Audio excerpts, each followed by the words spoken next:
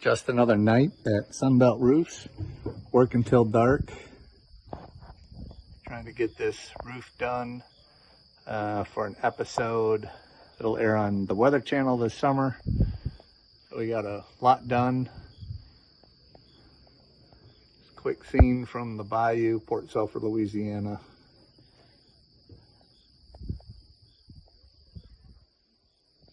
We'll keep you updated.